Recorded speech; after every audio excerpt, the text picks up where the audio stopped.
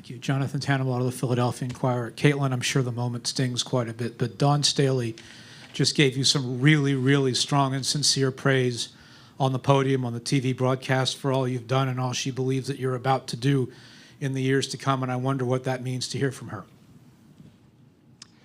I think anytime somebody like Coach Staley is able to recognize you and what you did for the game is pretty special. And obviously she's somebody I, respect so much. I respect what she's done for South Carolina. I respect what she did as a player for our game. And, anytime you can get the praises of her is pretty special. So that means a lot. Take our next question from Nancy. If you could raise your hand, Nancy, followed by Michelle, and then we'll move our way up. I saw you. Thank you. Nancy Armour, USA Today Sports. Caitlin, you said that you've not wanted to look beyond this game or whatever was next in front of you. Now, what are the emotions and what do you think going forward? And what do you think about everything that you were able to do, especially this past season? Yeah, it's certainly been a special year. And to be honest, after last year, I was kind of like, well, how do we top doing what we did last year? And somehow, some way, every single person in our locker room believed. And to be honest, this year was probably more special than last year. The teams we had to go through to get to this point, we won the Big Ten tournament.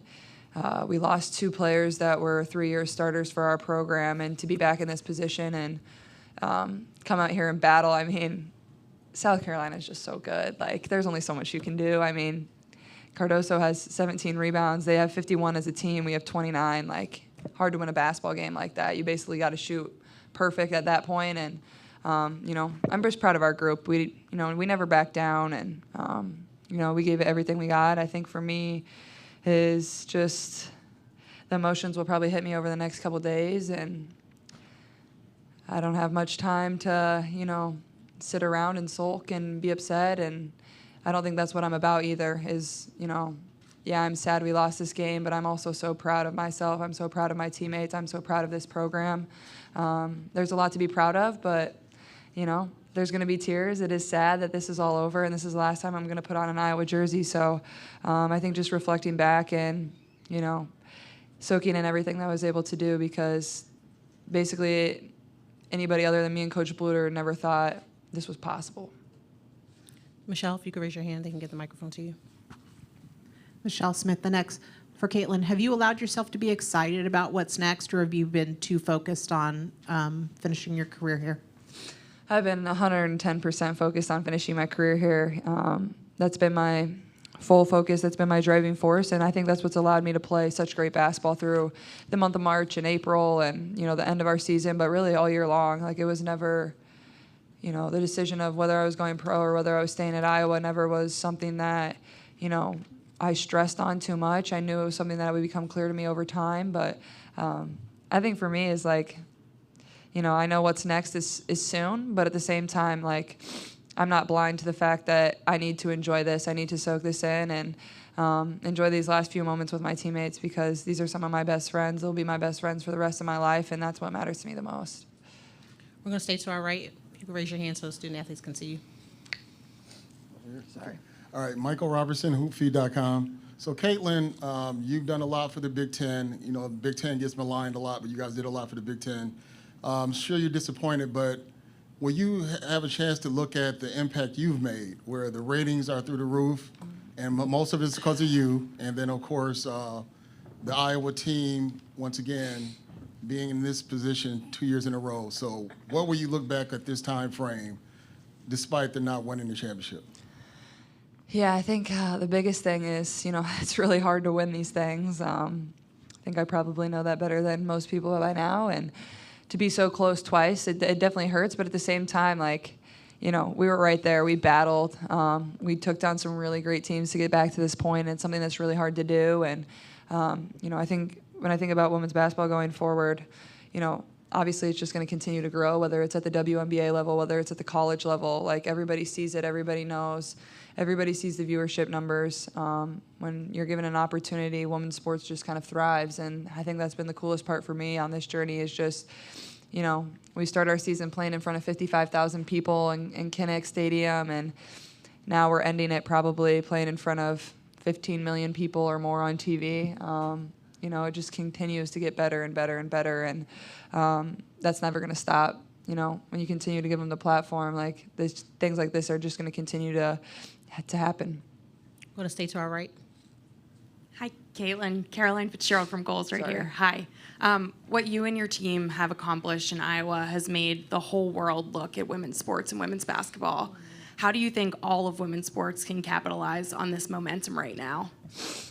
Oh, geez. I think the biggest thing is, I think for us, like, this team came along at a really good time, whether it was social media, whether it was NIL, whether it was our games being nationally televised. We've played on Fox, NBC, CBS, ESPN. You just go down the list, and we've been on every national television, channel, and I think that's been one of the biggest things that has helped us. And I think no matter what sport it is, give them the same opportunities, believe in them the same, invest in them the same, and things are really going to thrive. You see it with other sports, and I'm a big fan of other sports. Like, I try to support as much as I can, and I think that's the biggest thing is, continue to invest your time, money, and resources there, and continue to show up for those people and give them the opportunities. And I think that's what's going to help drive women's sports forward in the future.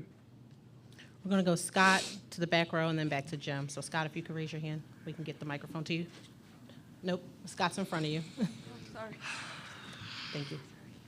Hi, Scott Docterman with The Athletic. This is for all three of you. What do you think the legacy of this team and this era is for Iowa basketball? And what's probably the moment that stands out? Is it something on the floor? Is it something just among all of you? Or, I guess, what can you share? We're going to start with Kate, then do Caitlin, and we're going to hold on questions for Coach. Yeah, I don't know if you can really describe and put it into words, this legacy, but honestly, I just hope we've brought a lot of people joy, and we've brought a lot of people together. I hear all the time about how many friends that people have made in the stands just watching our games. We sold out every single home game this year at Carver, and then everywhere we go, we have fans lining up wanting, Caitlin's autograph, our autograph, but more than anything, our legacy is, what we've brought to the state of Iowa, I think, and just all the joy and the fun. And, it's pretty cool to be coached by Coach Bluter and the culture she's built at Iowa. And I think just watching us, you can see the joy that we have. And so I think that's the main thing for our legacy. Yeah, I would agree. I think this group has gone about it in the right way in every single thing that we've done in every, phase of our life. And I think that's what you can be the most proud of. I think, we truly have each other's back. Maybe we weren't always the most skilled. Maybe we weren't always the tallest. Maybe we weren't always the fastest. But we just believed. We knew we could be in these moments. We trusted one another. And that took, a couple years to get to that point. And, there's been so many great Iowa women's basketball players that come before us and, allow this program to be really, really good when, Kate and I and everybody else stepped on campus. And I feel like we took it to a whole nother level. And I feel like our program is in really good hands moving forward. And I think more than anything, people will probably remember our, 2 Final Fours and things like that. But people aren't going to remember every single win or every single loss. I think they're just going to, remember the moments that they shared at one of our games or watching on TV or, how excited their young daughter or son got about, watching women's basketball. I think that's pretty cool. And that's, those are the things that mean the most to me when people come up to me and, I don't really get offended when people say, I've never watched women's basketball before. I think, 1, you're a little late to the party, yes, but 2, that's cool. We're changing the game, we're attracting more people to it. But at the same time, those little things are just, I think the moments that we'll remember for forever. We'll go to our back row. No, one more back behind you, Howard.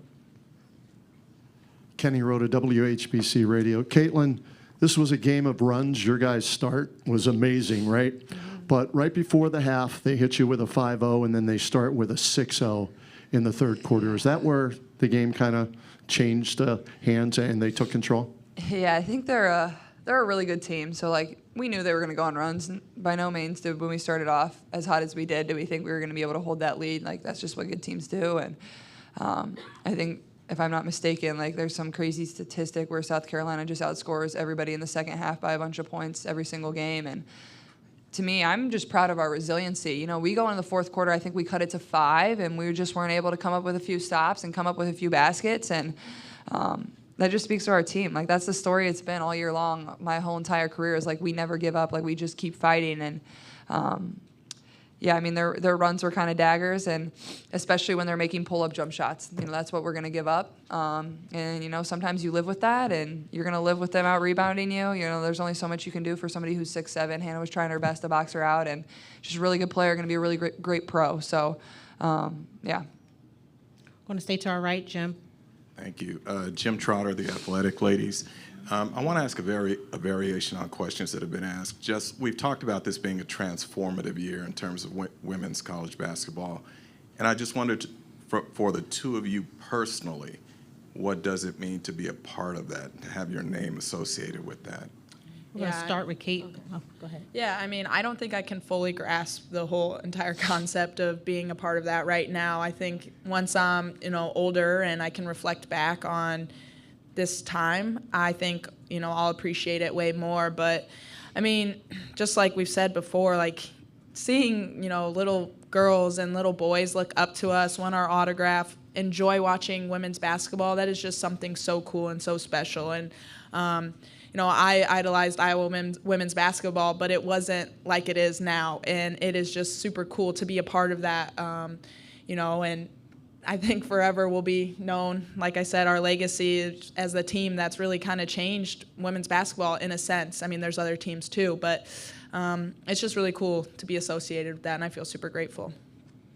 Yeah, I would say the same. I think there's, you know, obviously so many amazing people that have come before us and gave us this opportunity. And I think, you know, to attract so many people to watching women's basketball is so special. And you know, the way people have showed up consistently throughout my career. I was going through some old pictures last night, and just like how things have changed since my freshman year and my sophomore year, like, it was so incredible. And time goes so fast. Like, it's crazy. I can't believe this is my last career game. And there's just so much to be proud of.